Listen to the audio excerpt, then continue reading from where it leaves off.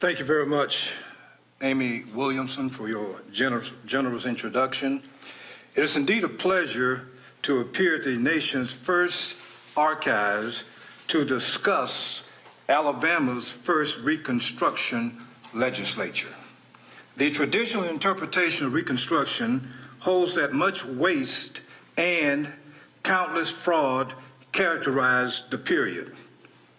The traditional interpretation also goes on to say that carpetbaggers and scalawags were plundering office holders and little else, and that black lawmakers were grossly ignorant, highly ineffective, hopelessly impoverished, and the pawns of the Republican Party. You have been looking at a cartoon showing the black office holders as basically buffoons. Some of these Republicans were also called scalawags.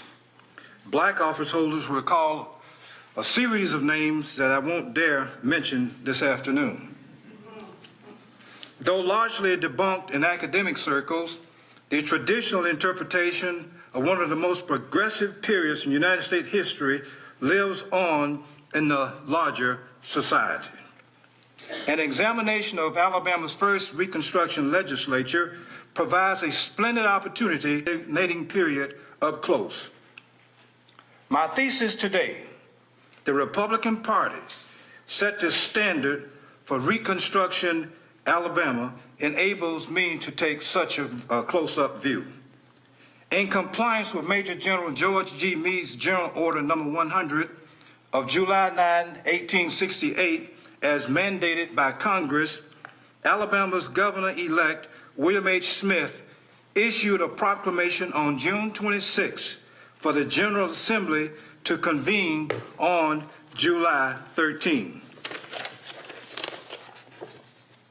The House of Representatives was called to order by John Hardy of Dallas County, who moved that future Congressman and Ohio native William Warner of Montgomery be elected Speaker, and that William B. Cloud, also of Montgomery, the Clerk pro tem. Cloud also served as clerk for the next two sessions of the legislature. Hardy's motion was carried. 75 men answered the noonday Monday roll call to constitute a quorum, but not a full House. Provisional Governor and Georgia native Smith proceeded to administer the oath of office, marking the first time in state history that a Republican had administered such an oath of office. History continued to be made in Alabama that day. Joining 3 Democrats in Montgomery were 99 members of the new Alabama Republican Party. More specifically, the unprecedented contingent included 14 Northerners, these were your so-called carpetbaggers, 33 Southern-born members of the party, the ones that we call scalawags, and these black office holders that we, as we said before, call by many different names that we won't call them today. James K. Green of Hale County was the only black state representative to serve for the duration of Reconstruction. 23 Republicans have gone unidentified. The governor-elect's administration of the oath of office now complete, the House proceeded to elect its regular officers. Nominated for Speaker were B.B. McCraw of Chambers County and George Harrington of Mobile. They became the first Republicans in state history to be nominated as elective officers. A scalawag, McCraw served as Speaker for the first legislative session, and Harrington, a carpetbagger, was Speaker for the 2 latter successive terms. McCraw became the first Republican officer of the legislature. That's big. The nomination for assistant clerk was indeed revealing. John Hardy nominated D. Humphreys. Charles D. Threet nominated J.B. Trammell. E.F. Jennings nominated T.M. Goodfellow. Holland Thompson of Montgomery nominated Philip Joseph of Mobile. Thompson became the first African American to make a nomination in the history of the House of Representatives. Joseph became the state's first African American recipient of such a nomination. Race surfaced that first day when a representative, quote, moved that the members should state the color of the nominee, end quote. The motion was lost, and so was the name of the member making the nomination. After the third ballot, the two candidates receiving the highest number of votes were considered. 40 members cast the winning votes for Goodfellow as assistant clerk. Votes for Humphrey were unrecorded. Humphrey was elected as engrossing clerk, and J.K. Appleby won election as enrolling clerk. Future Representative Hales Ellsworth of Montgomery was selected as doorkeeper. AME Zion Minister Lawrence S. Berry of Mobile won election as sergeant at arms. Ellsworth and Berry became the first African Americans elected to these positions in state history. After Wilson was nominated for chaplain of the House, Willard Warner moved that the House notify the Senate that it has organized and was ready to proceed with business. Matthew Powers Blue, Senate Secretary, announced to the House that the Senate was also ready to proceed with business. The Constitution of 1868 established the office of Lieutenant Governor, who was the presiding officer of the Senate. In the election under the Constitution, Applegate, a Republican, became Alabama's first lieutenant governor. That was accomplished on August 13, 1868. On the motion of Carpetbagger R.N. Barr, the chairman was authorized to appoint Blue as temporary secretary, the first such occupant of that office. Scalawag John T. Foster offered a resolution that Applegate appoint a committee of 5 to examine and report on the credentials of the senators-elect. Barr, along with Carpetbagger C.O. Whitney, J.A. Farden, and J.J. Hines, was appointed to the committee. Thereafter, 26 senators-elect stepped forward and represented their credentials. Of the 30 men who served in the Senate, the composition was as follows. Republican, 32. Of that 32, 21 were Scalawags, 10 were Carpetbaggers, and 1 was African American. That African American, Benjamin F. Royal of Bullock County, was the first African American to serve in the state Senate and the only black state senator to serve for the duration of Reconstruction. Carpetbagger W.M. Buckley of Lowndes County presented a, quote, communication relating to the election in his county, end quote. After Scalawag J.L. Pennington removed that the matter be referred to the Committee on Credentials, a motion by Carpetbaggers Datus E. Kuhn authorized Applegate to appoint a committee of 3, quote, to wait upon the governor-elect and to inform him, end quote, members of the Senate were prepared to be sworn in. Barr, Kuhn, and Pennington received appointments to the committee. After Governor-elect Smith appeared before the body and administered the oath of office, the body adopted the following resolution of Carpetbagger Isaac D. Sibley, quote, that the rules and regulation of the late Constitutional Convention of the State of Alabama be adopted for the government of this body until otherwise ordered, and the president appoint a special committee of 3 to prepare rules and regulations for the permanent government of the Senate, end quote. Next came the election of permanent officers, and Thomas Lambert nominated Blue, who was elected unanimously as Secretary of the Senate. Sibley next nominated Captain Wade McDowell of Huntsville as Assistant Secretary of the Senate, which was also unanimously accepted. The Senate then approved the motion of Scalawag W.B. Jones to create the office of Sergeant at Arms, which motion carried. Captain William M. Jones of Montgomery received a unanimous nod to fill the new position. With his nomination and subsequent election as doorkeeper, future Montgomery County Representative Henry Hunter Craig became the first African American in state history to receive a Senate appointment and nomination and to hold a Senate office. He received 26 votes. That's unanimous, basically.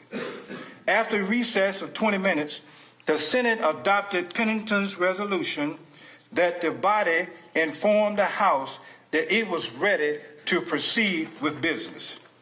A motion by C.O. Whitney authorized Applegate to appoint a committee of 3 from the Senate to act with a committee of 3 from the House to inform the governor-elect we are ready to receive any communication from him.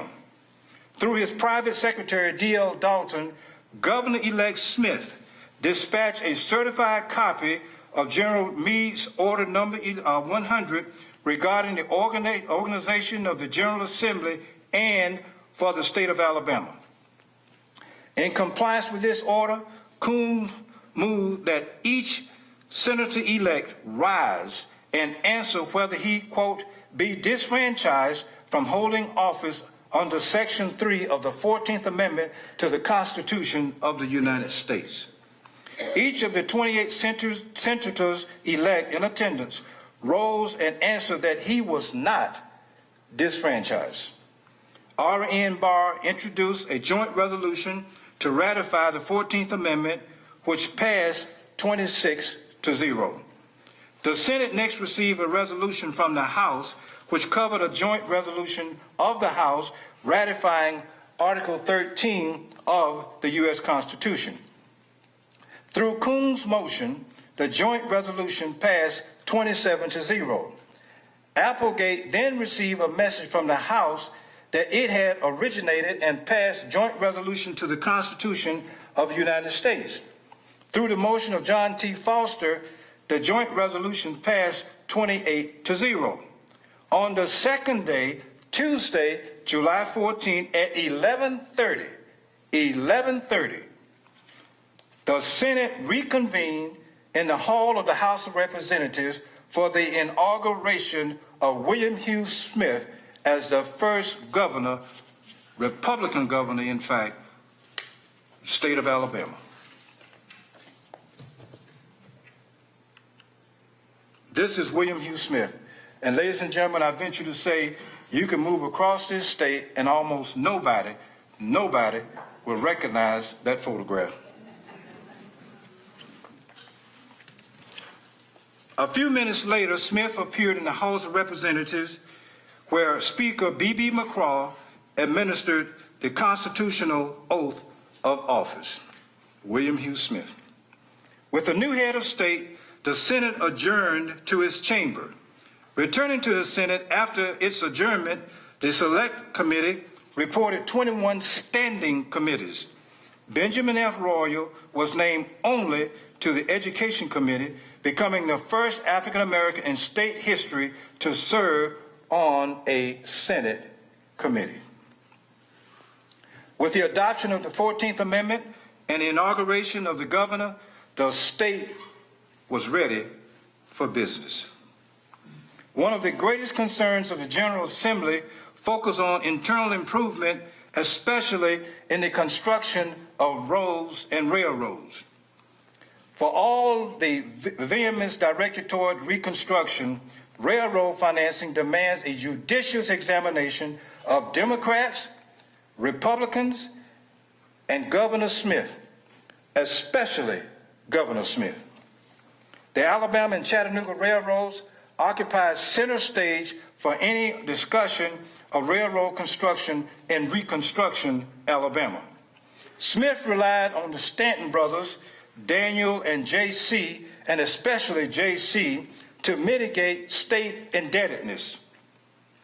A shrewd railroad contractor, J.C. Stanton, used the General Assembly and Smith to get rich.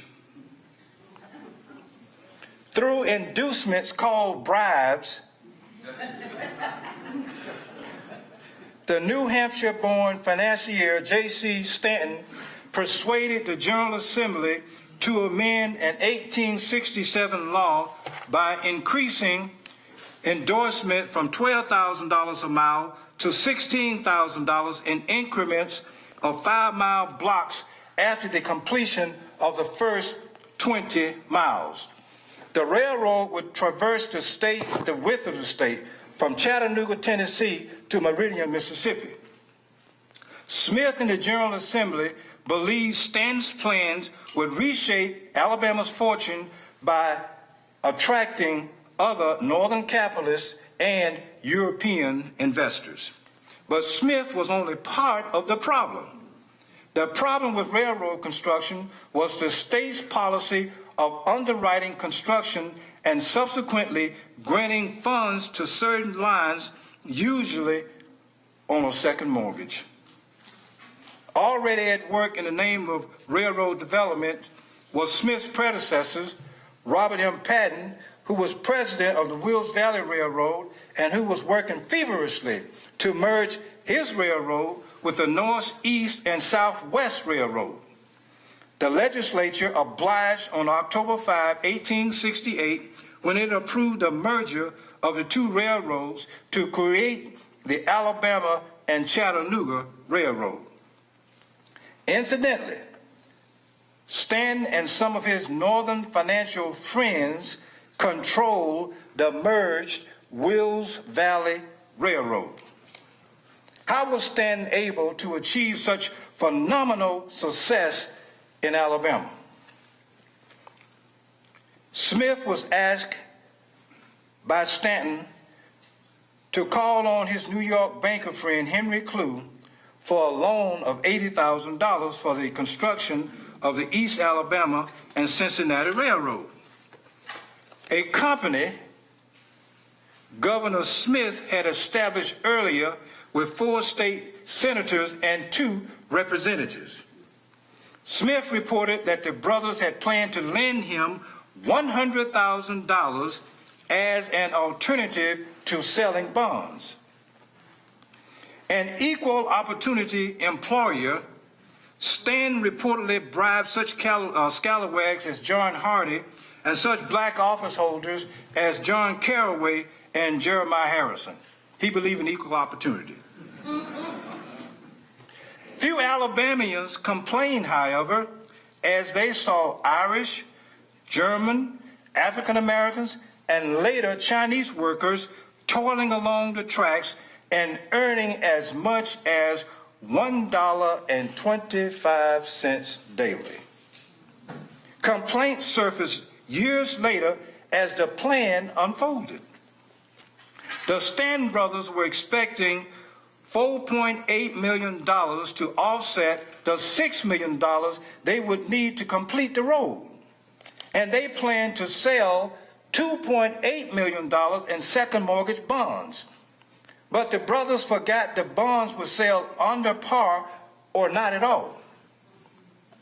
The Stanton also overestimated the value of 480 acres they own. They had planned to sell that too. Democrats used Stanton's scheme against Smith and other Republicans in the 1870 election, which Smith narrowly lost. Ladies and gentlemen, what I'm about to show you now is something that has been carried on to the present day. One contemporary newspaper claimed Democrats hated Republicans themselves, their dogs, horses, and the grounds that yielded them reward for their labor. Democrats said, and I quote, "There's nothing that a Republican has that is any good except his money, and they say he stole that."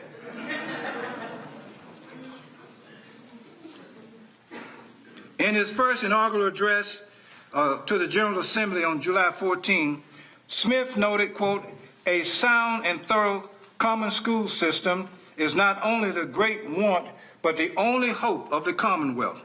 We are far behind most of our sister states in this respect.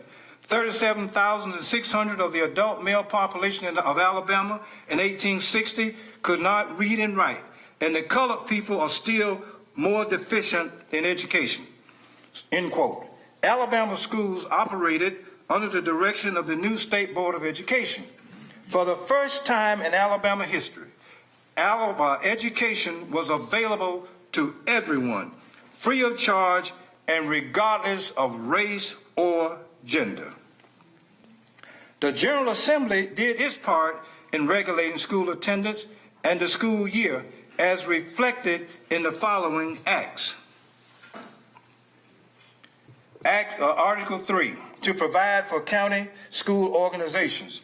Section 9, be it further enacted that the school year shall commence on the first Monday of October and close on the last Friday of June of each year.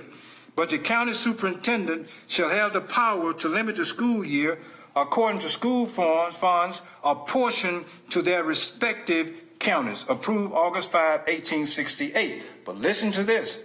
Segregated schools being enacted by the Board of Education of the state of Alabama.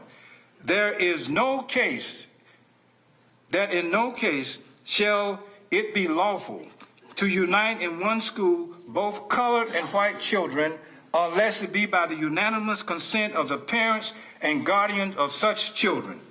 But said trustees shall in all other cases provide separate schools for both colored and white children.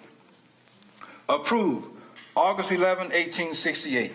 Segregated schools were desired by members of each party, but for different reasons. Some white members emphasized racial separation. Some African American members leaned toward equal funding. 8 members sat on the first Board of Education. A special election in August 1869 made it possible to increase the membership to 10. According to the Act of August 11, 1868, the Freedmen's Bureau provided the schoolhouses, aid societies, secured the teachers, and the state paid their salaries. I have identified these teachers in my Carpetbagger book, along with their hometowns and when and where they worked in the state of Alabama. The Board of Education had no funds with which to operate for the first year. Since their funds were derived from the legislature, the Board of Education was forced to wait until late in 1869 for the arrival of revenue. An act of October 11 set aside $41,411.46 for teachers who had worked since July 1, 1868. The next superintendent called the appropriation fraudulent, saying it was intended for a private school. That's the act on segregated schools. And here's the money appropriated for these schools. 1869 to 1870, 1870, 1872, 1871 to 1872, 1872, 73, 1873, 1874. What I'd like to bring to your attention is the last column to the very far right, diverted. Apparently, no money was available for schools. Superintendent Noah B. Cloud was charged with distributing funds to schools for students ranging in age from 5 to 21. He claimed to have had no basis for distribution to African American schools since there was no census for the black school children. Paradoxically, Northern teachers were most unwelcome in Alabama, especially since some of them preferred to teach from such texts as Freedman's Readers and Freedman's Histories. They had begun to leave the state by 1869. Though education was one of the crowning achievements of Reconstruction, the General Assembly scored equally high marks for its posture regarding the deaf, dumb, and blind. Created by an act of December 21, 1868, the Freedmen's Bureau was located the Freedman Hospital was located about 2 miles southeast of Talladega and provided care for indigent and old and crippled African Americans.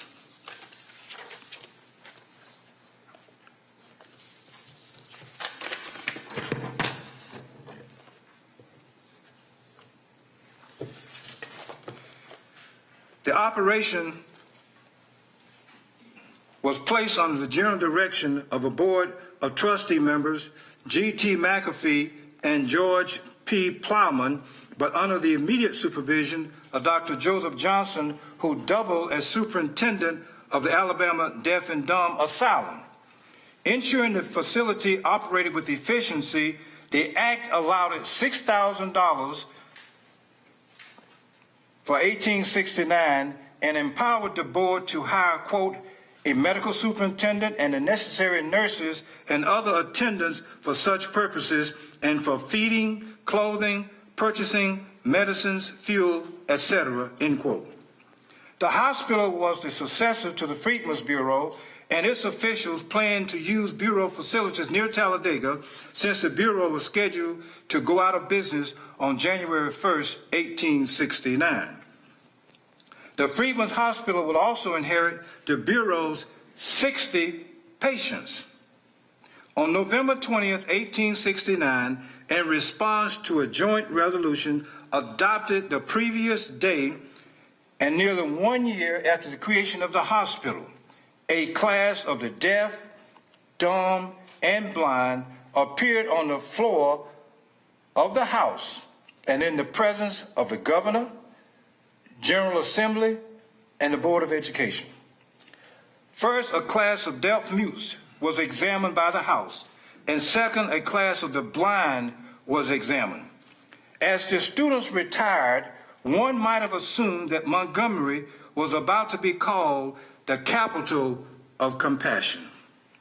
But in a bit of irony, however, after 1869, each appropriation was accompanied by the provision that, quote, no part of it shall be drawn from the treasury until actually needed, and a further provision that no new students should be received in the hospital. The hospital continued to operate until December 18, 1875, with the legislature asking the newly appointed Commissioner William A. Thornton, quote, to take charge of all the property belonging to the Freedmen's Hospital, sell the same either at public or private sale, and use the proceeds to provide the inmates there with the necessity clothing and to pay the expenses of transporting them to the respective counties from which they came.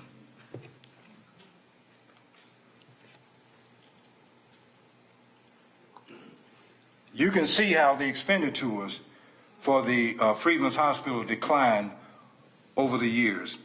And what is implicit in this statement is that once the Democrats took control of Alabama, the money basically dried up. The Freedmen's Hospital was no more. Since 1868, no debtor could be arrested for debts for any reason, including fraud.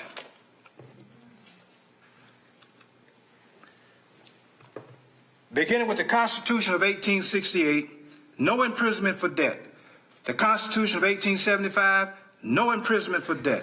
The Constitution of 1901, no imprisonment for debt. Ladies and gentlemen, this is a big deal that the Constitution of 1868 provided that no one could be imprisoned for a debt.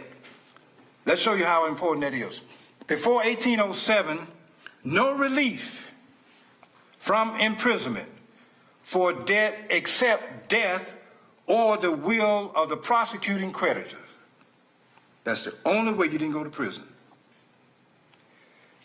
From 1807 to 1821, one escaped imprisonment for debts by surrendering his estate or by proving himself insolvent. 1821 to 1839, by furnishing bond to appear in court and to deliver up his estate or prove his insolvency. From 1839 to 1868, he could be arrested for debt only in cases of fraud.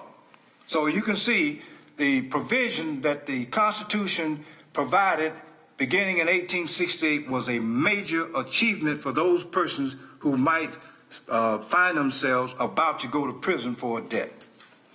Protection for workers included Act number 24, which was approved by the General Assembly on October 10 and relieved laborers and employees from garnishment, except for public dues. Approved by the General Assembly on November 17, Act number 4 amended an ordinance of the Constitutional Convention of 1867 entitled, quote, an ordinance to stay the collection of debts, end quotes. These provisions provide significant relief for debtors. Biracial support for John Carraway's Common Carrier Bill exposed the fragility of the Republican coalition. He was able to push his bill out of the House with carpetbagger support, but it stalled in the Senate where he could rely only on the support of Benjamin F. Royal and some carpetbaggers. On July 16, he introduced a bill to penalize the agents and operators of common carriers who made unjust and illegal distinction based on color, race, or previous condition. On November the 13th, he introduced a bill, quote, to prevent illegal and outrageous treatment of colored passengers upon the city streets of Mobile and the county of Mobile,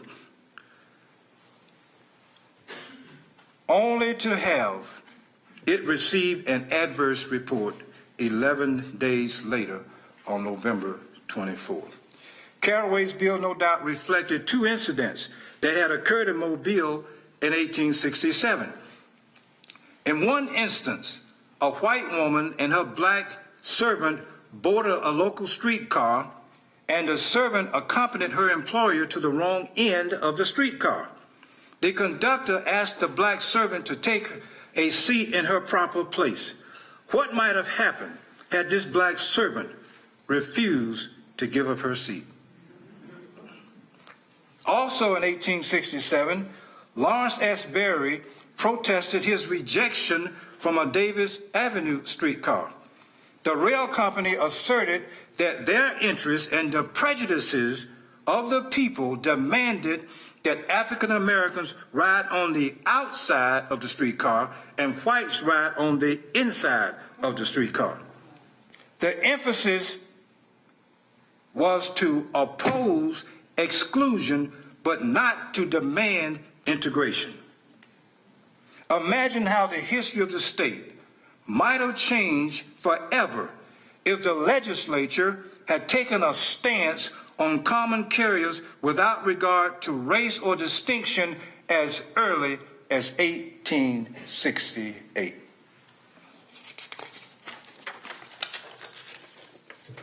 The carpetbagger faction of the Republican Party and black lawmakers favored the creation of a state militia to fight Klan violence. The Scalawags faction stood squarely against the idea of a state militia. Missionaries, teachers at black schools, and persons who were affiliated with the Union League, the northern-based organization that advocated political activity in Alabama, were the prime targets of Klan violence. The first of these office holders who may have been such a victim was former slaveholder and Dunn's Creek Baptist Church Corps organizer Meredith Taylor Crossland, of Tuscaloosa County, who Klan leader and Tuscaloosa Independent Monitor editor Ryland Randolph said in his paper that Crossland should not be able to return to Montgomery for the November session. On November 14, Crossland and Pickens County black lawmaker Simeon Bronson headed on horseback to Tuscaloosa, where they planned to make arrangements to meet each other and then proceed on to the state capitol. The pair was ambushed on the Upper Columbus Road near the Sipsey River Bridge. Crossland later died from his injuries. Randolph won Crossland's seat in a special election, but was later impeached. Crossland's sin was that he had been kind to his African-American sharecroppers. Randolph also drove out of Tuscaloosa Shandy Wesley Jones, the county's first African-American lawmaker.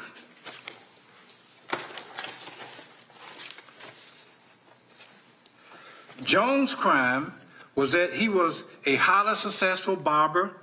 He had loaned large sums of money to local whites, and he was a member of the legislature. Even the University of Alabama considered leaving Tuscaloosa for a while in 1869. The school was caught in the mighty grip of fighting between Republicans and local Democratic leaders and the wrath of Randolph, who ran off several presidential appointments. During the Friday evening, the December 29, 1868 session of the House, Caraway introduced a resolution which was adopted regarding the assassination of C.C. Page. Caraway's resolution asked the governor for information he might have regarding the assassination of the white Washington County state representative.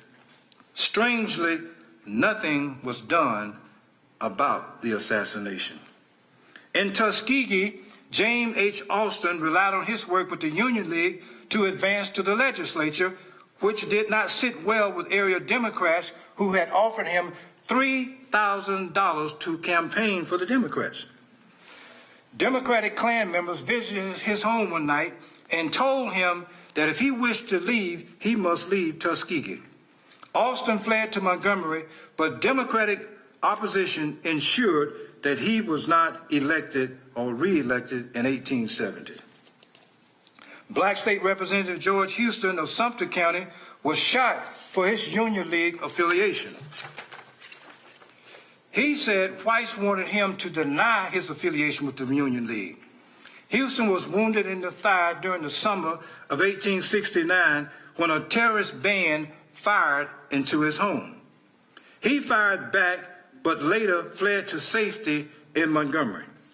In 1870, the Klan killed Reverend Richard Burke at his home in Gainesville. The 60-year-old teacher had been elected on August 3rd, 1869, to fill the vacancy caused by the resignation of A.C. Hewling. According to a witness during the Congressional Subcommittee hearing, Burke was killed because he was a member of the legislature. Here's a picture of the Klan firing into an unsuspecting home, where you can see the lady actually has her back to the window, and the children there are not paying attention to the fact that someone is about to fire into this house. And one thing that you may not notice behind the person who's firing is nothing but the darkness of night. The darkness of night.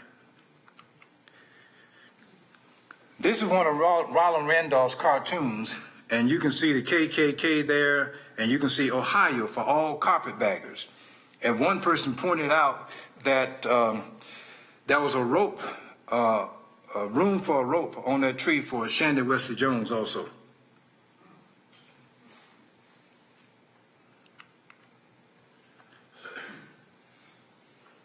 These are pictures of some Klansmen in their regalia.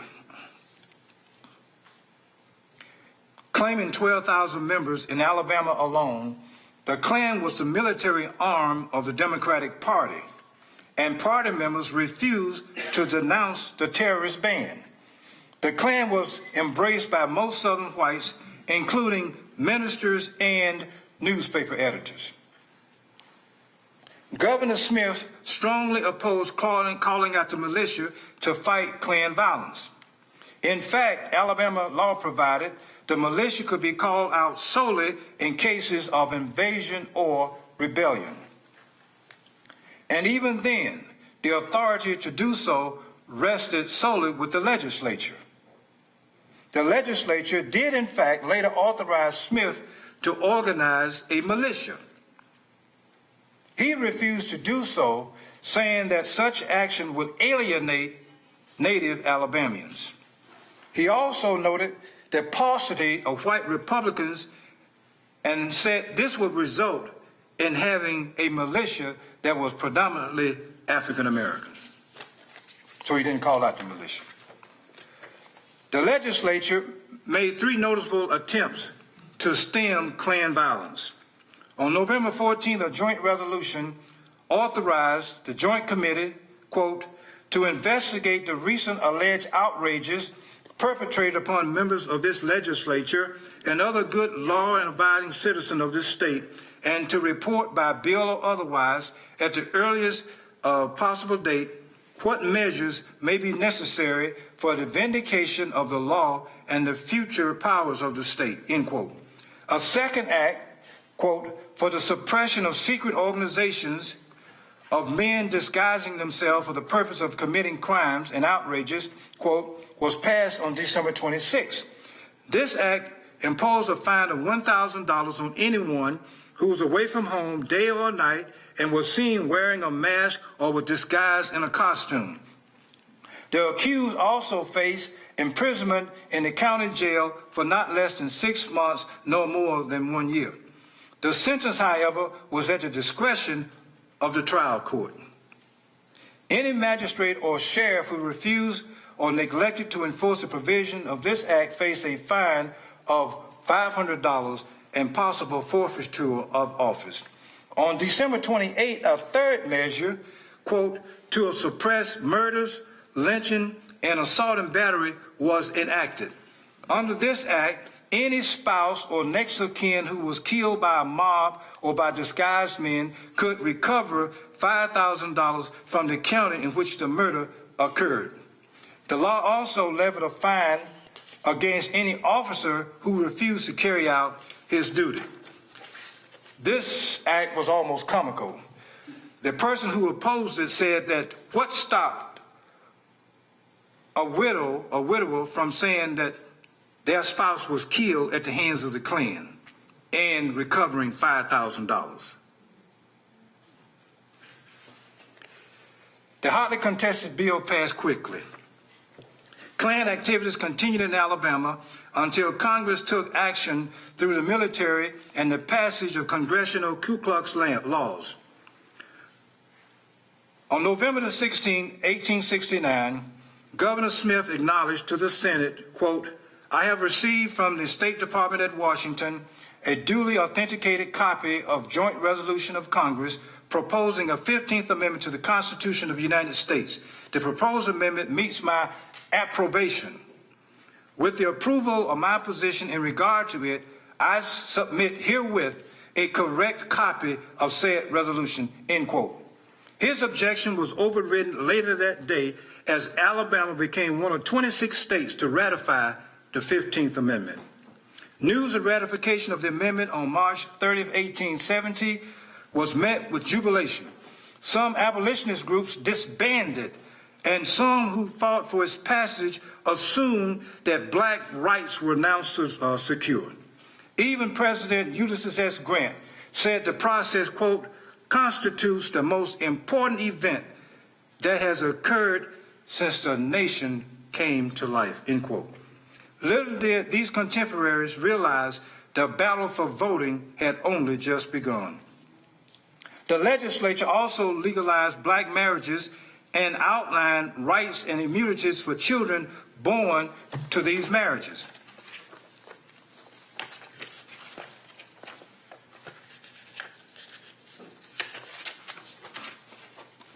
The passage of the legislature of 1868 helped to democratize Alabama by producing some of the most progressive sessions in state history. In a mere 7 years, the Republican Party has steered the passage of 3 of the most watershed pieces of legislation in all of American history. The body of 1868 can lay claim to the adoption of 2 of these amendments, the 14th Amendment and the 15th Amendment. The General Assembly of 1868 provided greater protection for debtors and laborers, established a refuge for the sick and the infirm, introduced universal public education, and carved out an unprecedented role for African Americans in politics. Sadly, though, partisan politics and racial considerations helped to stall the quest for justice and equality as set forth in the Constitution of 1868. Ladies and gentlemen, this is Alabama's first Reconstruction Legislature. I thank you for your indulgence.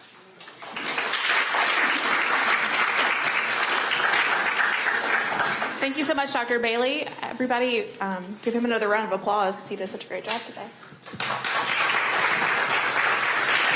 We're going to have a question and answer session. If you would please raise your hand nice and tall for us. Either myself or Mary Beth will pass the microphone to you.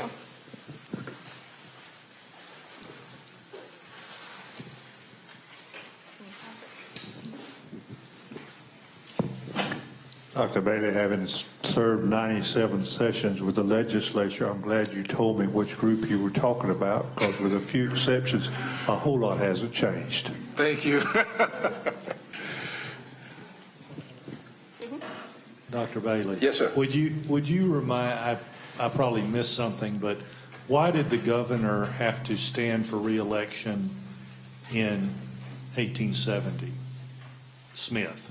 Oh, okay. First of all, a term in those days was only 2 years. Right. All right. Up until 1875, a term was 2 years. After that, we get our 4 years. Good point.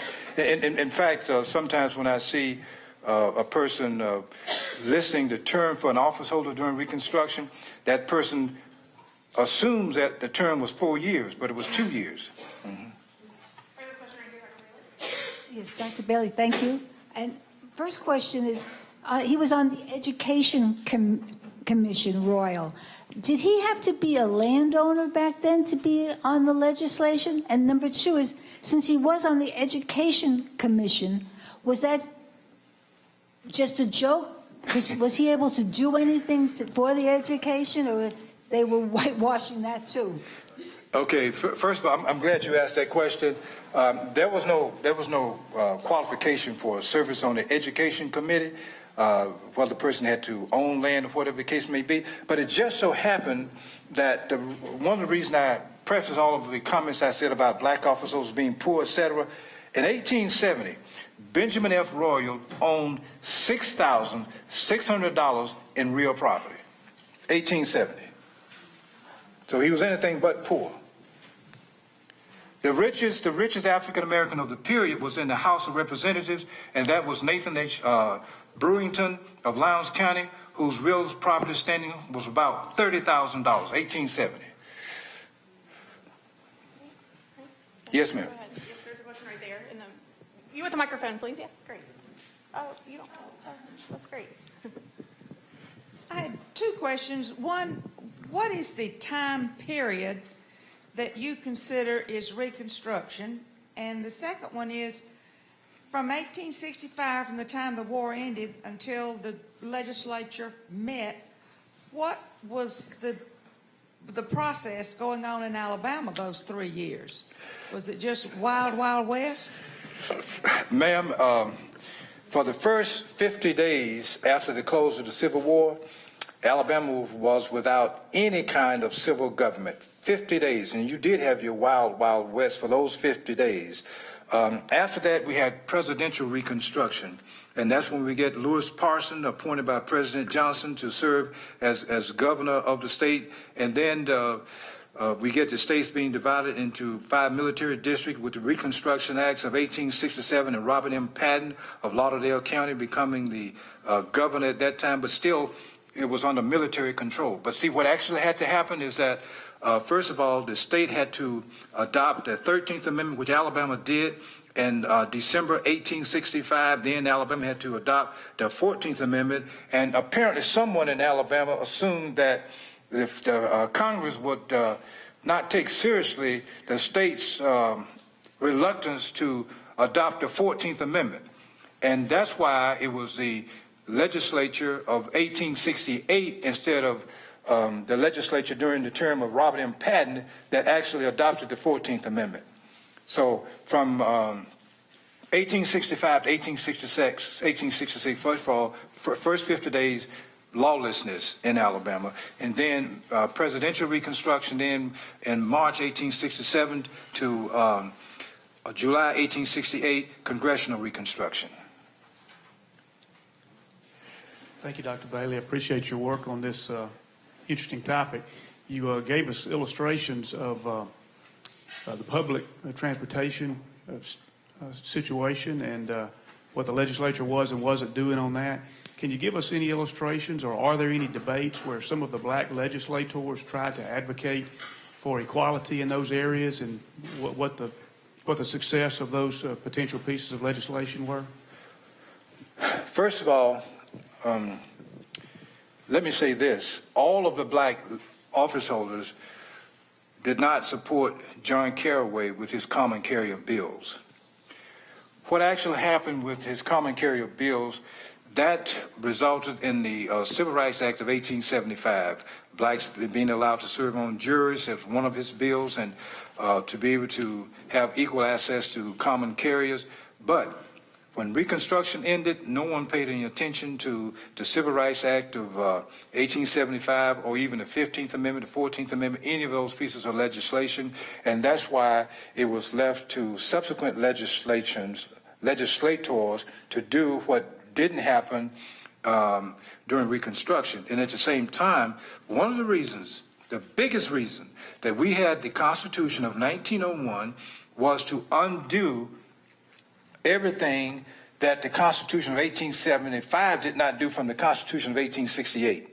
So in other words, the Constitution of 1875 sought to undo many of the gains that were listed in the Constitution of 1868, and then the Constitution of 1901 sought to undo whatever the Constitution of 1875 didn't undo from the Constitution of 1868.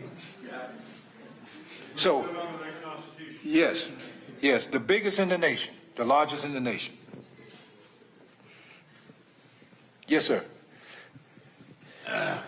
Dr. Bailey, I noticed you mentioned that the legislature abolished, or at least made a decision that they would not have debtors' prison. I mean, you couldn't go to jail for debt. What was that, 1870? 1868, yes. 68 to 70? Yes. But until just a few months ago, we were still doing that here.